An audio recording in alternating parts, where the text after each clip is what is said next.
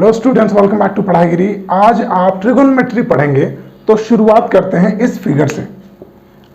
आपको एक right angled triangle दिया हुआ है which is right angled at B.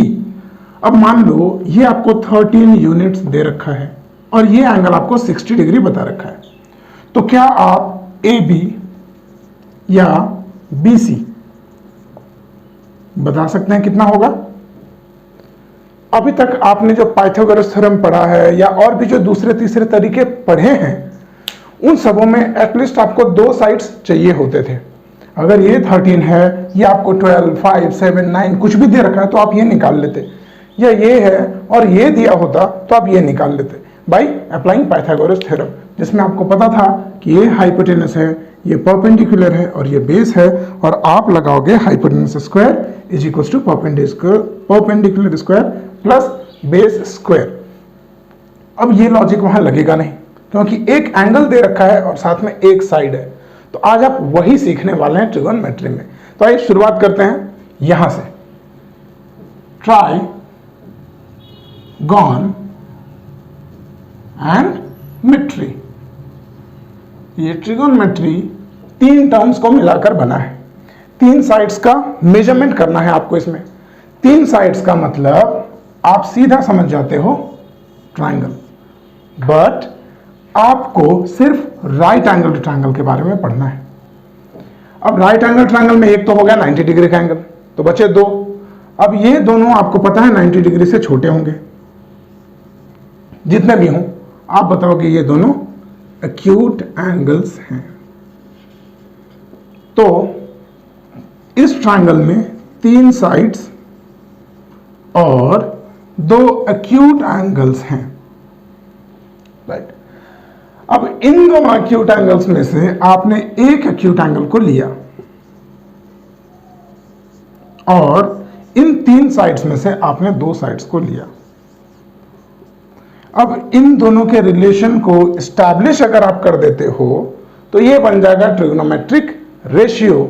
आप इसे अगर पढ़ जाओगे ट्रिग्नोमेट्रिक रेशियोज को सॉल्व करना, तो आप एनसीईआरटी का एक्सरसाइज 8.1 कर लोगे और आर.एस. अग्रवाल का चैप्टर 10, जो पढ़ने के बाद आप करके ही आएंगे। तो आइए थोड़ा सा और जानते हैं ट्रिगोनोमेट्री क्या है और ट्रिग्नोमेट्रिक रेशियोज क्या हैं। हाँ तो बेटे 6 ट्रिग्नोमेट्रिक फंक्शंस होते हैं, या यूं कहें कि ट्रिग्नोमेट्री के भाषा के 6 शब्द, और वो हैं साइन, कॉस, टैन, कोसेक, सेक, कॉट। इन्हें इस तरह से लिखने का भी एक रीजन है, पता चलेगा आपको क्यों। देखिए एक और बात, साइन और कोसेक में एक रिलेशन है, दोनों का प्रोडक्ट 1 होता है। उसी तरह से कॉस और सेक में भी एक रिलेशन है, इन दोनों का प्रोडक्ट भी 1 होता है, और टैन और कॉट का प्रोडक्ट भी 1 होता है। ठीक है, देखेंगे क्यों कैसे, उसे जानने के लिए एक फिर से ट्रायंगल ड्रॉ करते हैं, राइट एंगल्ड ABC। और अगर आपने इस एंगल को लिया है, मतलब आप यहां पर खड़े होकर इस तरह से देख रहे हो आप किसी खंबे को, मान लो यहां, तो आप जो ये एंगल बनाओगे इस प्लेन के साथ, वो एंगल मान लो आपको दे रखा है 60 डिग्री। तो इस एंगल को अगर आपने कंसीडर किया है तो आप लिखोगे साइन C, राइट। अब अगर आपने इस एंगल को कंसीडर किया होता, दैट मीन आप इस खंबे के ऊपर यहां चढ़े होते और अपने दोस्त को यहां पर देख रहे होते, तो आपको ये एंगल कंसीडर करना होता। ठीक है, तो आप लिखते साइन A, राइट। अब A और C को लेकर अगर थोड़ा बहुत कंफ्यूजन हो तो आप इन दोनों में से किसी एक एंगल को आप थीटा नाम दे दो। थीटा, थीटा इसलिए क्योंकि जिस तरह से अलजेब्रा में आप x का यूज करते थे कि let Ram's age be x, let the number of fruits be x, उस तरह से आप थीटा यहां पे कंसीडर करते हैं एंगल को। आप x भी कंसीडर कर सकते हैं, कोई इश्यू नहीं है, नो प्रॉब्लम। आपने x मान लिया उस एंगल को, तो आप लिखोगे sine x into cosec x is equal to 1, cos x into sec x is equal to 1, tan x into cot x is equal to 1। एक और इंपॉर्टेंट बात, अगर आपने इस एंगल को कंसीडर किया है तो ये आपके लिए परपेंडिकुलर, ये बेस, और ये तो हाइपोटेनस होता ही है क्योंकि 90 डिग्री के जस्ट अपोजिट वाला साइड हाइपोटेनस होता है।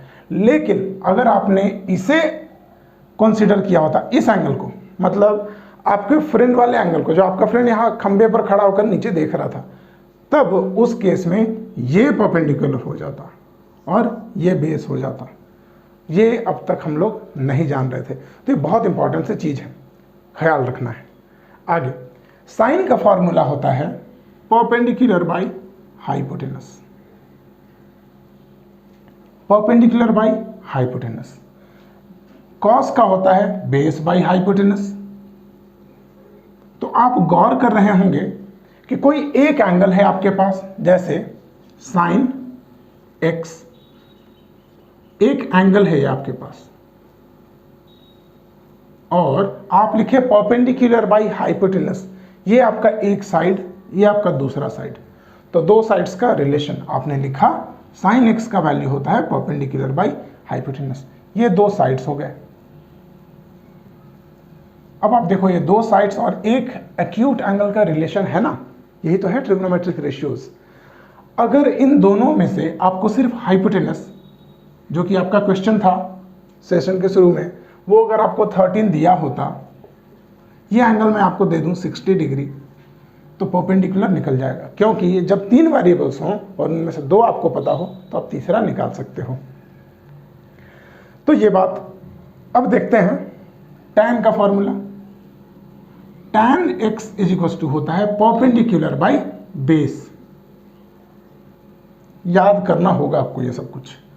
कॉसेक का फॉर्मूला लिखोगे, यहाँ पे x की जगह नहीं है, कॉसेक का फॉर्मूला आप लिखोगे इसका जस्ट रेसिप्रोकल, क्योंकि मैंने आपको बताया था साइन कॉसेक का रेसिप्रोकल होता है या कॉसेक साइन का रेसिप्रोकल होता है, तो फॉर्मूला भी इनका उल्टा हो जाता है। p बाई एच है तो आप लिखोगे h बाई पी, इसे लिखोगे h बाई बी और इसे लिखोगे b बाई पी। अब आप मल्टीप्लाई करके देख लो बनाता है या नहीं। जैसे साइन x का वैल्यू अगर आप लिखोगे p बाई एच और कॉसेक x का वैल्यू अगर आप लिखोगे h बाई पी, अब दोनों को मल्टीप्लाई कर लो, यू विल गेट 1, है ना। तो ये बातें थी। अब ये रिलेशन याद कैसे रखें, है ना, p by h, b by h, p by b. तो एक बड़ा ही सटीक सा उपाय है इसका। उपाय यह है कि आप बोल दीजिएगा एक बार, पंडित बद्री प्रसाद हरि हरि बोल। देखिए ये जो फॉर्मूला है, ये आपको मिला साइन, ये मिला कॉस, ये मिला टैन। अब इसी का उल्टा कर दोगे तो आपको मिल जाएगा, जैसे p बाई एच साइन का है, b बाई एच कॉस का है, p बाई बी टैन का है। आप इसे उल्टा कर लो, h बाई पी, तो आपको मिलेगा cosec h by p, sec h by b and cot b by p. तो ये तो थे ट्रिग्नोमेट्रिक रेशियोज। आइए कुछ और सीखते हैं। तो अब आपके पास ये 3 आइडेंटिटीज हैं। एक ट्रायंगल है जिसमें ये मेंशन है कि ये हाइपोटेनस है और ये परपेंडिकुलर है, इट मींस आपने इसको एंगल कंसीडर किया है, ये बेस है।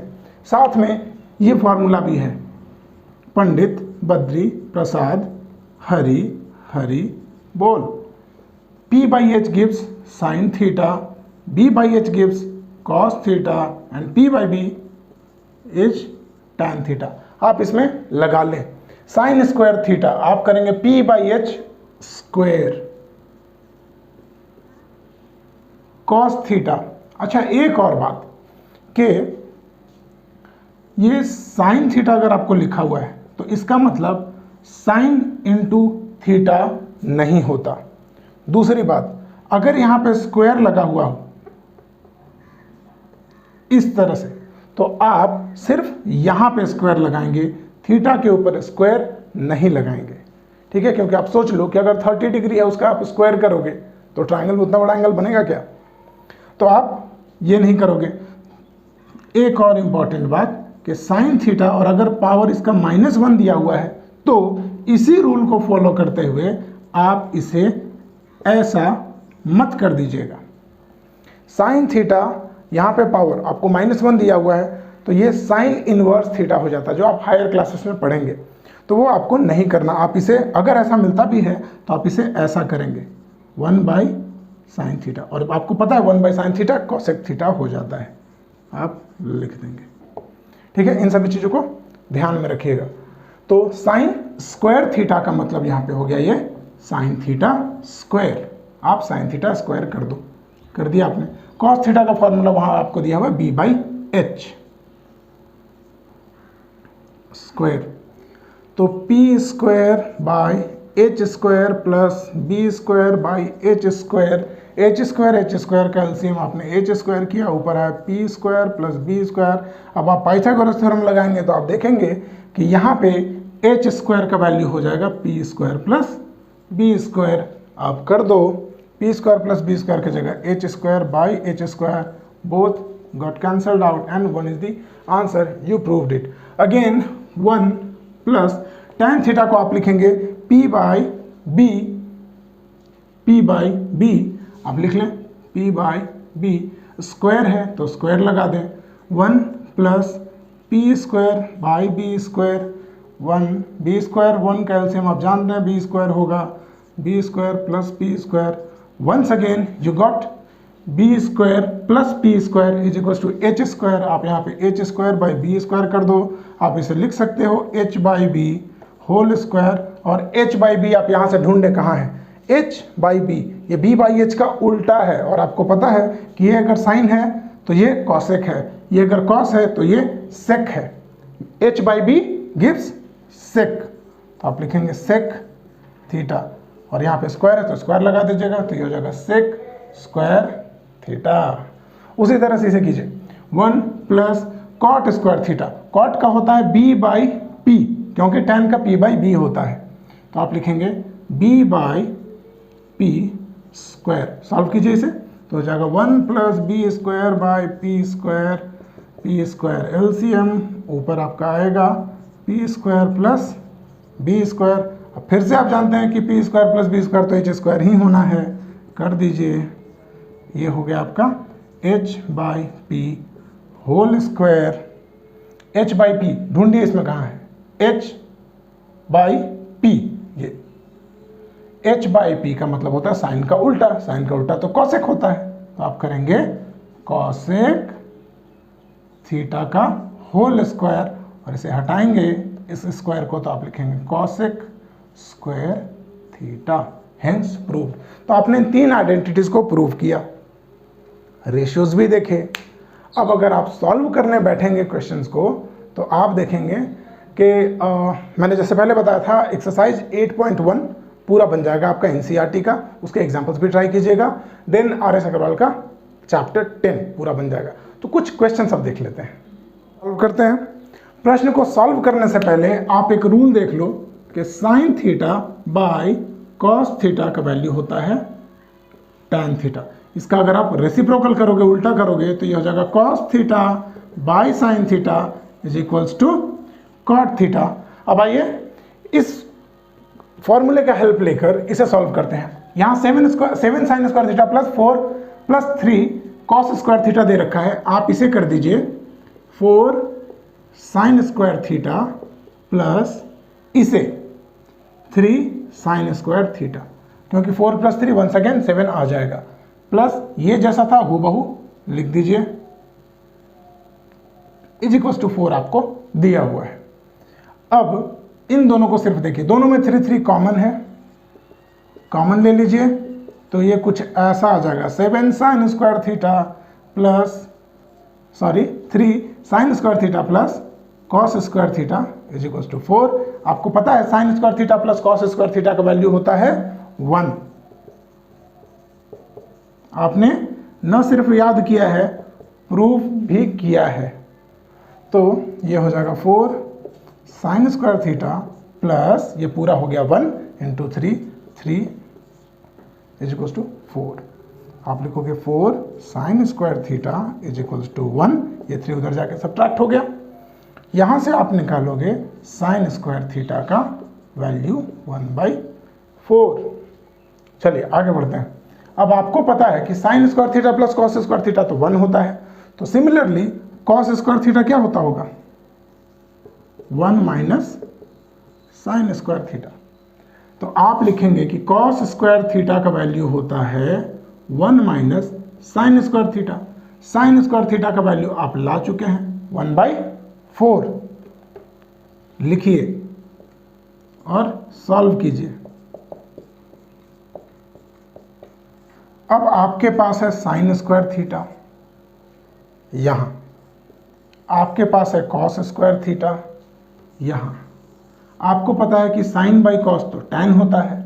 अगर आप स्क्वायरिंग करेंगे दोनों साइड्स, स्क्वायरिंग बोथ साइड्स, तो आप देखेंगे sine square theta by cos square theta is equal to tan square theta होगा। उसी फॉर्मूला को आप इस पर यूज करें। आप लिखेंगे sine square theta by cos square theta is equal to tan square theta होता है। साइन स्क्वायर थीटा का वैल्यू आपने लाया है 1/4,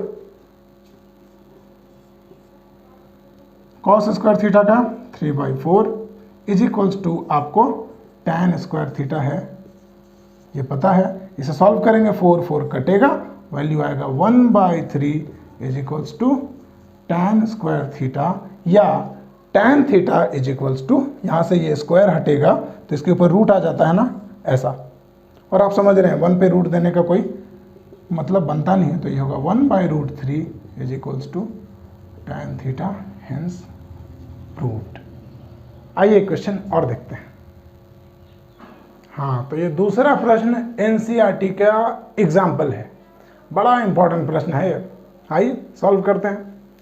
देखिए ये एक ट्रायंगल है जो आपको क्वेश्चन में दे रखा है कि OPQ is a right angle triangle, right angle at POQ is equals to 7 centimetre and OQ minus PQ, OQ minus PQ is equals to 1. You have to prove you have to find sin Q is equals to what, cos Q is equals to what. तो आप Pythagoras theorem तो जानते हैं, आप लगाओ। Pythagoras theorem से आप लिखोगे OQ square hypotenuse square is equals to perpendicular square plus base square. आपने लिख दिया। OQ का वैल्यू आप देखो तो यहां से निकाल सकते हो। OQ माइनस PQ का वैल्यू 1 दिया हुआ है, आप लिखोगे OQ is equals to 1 plus PQ, ये लिख दो आप OQ की जगह 1 प्लस PQ, तो आप लिखेंगे 1 plus PQ whole square is equals to PQ square plus OP square. अब तेज बच्चों तेजी से सॉल्व करो। 1 plus PQ whole square, that mean A plus b whole square है ये, तो आप लिखेंगे A स्क्वायर 1 स्क्वायर 1 ही होगा plus B square plus 2AB is equals to PQ square plus OP square. इसे फर्दर सॉल्व कीजिए। PQ स्क्वायर यहाँ है, PQ स्क्वायर यहाँ है, दोनों नहीं कट जाएगा, कट गया, तो आया 1 plus 2PQ is equals to OP square. अब आप देखिए आपको OP का वैल्यू 7 सेंटीमीटर दे रखा है, डाल दीजिए।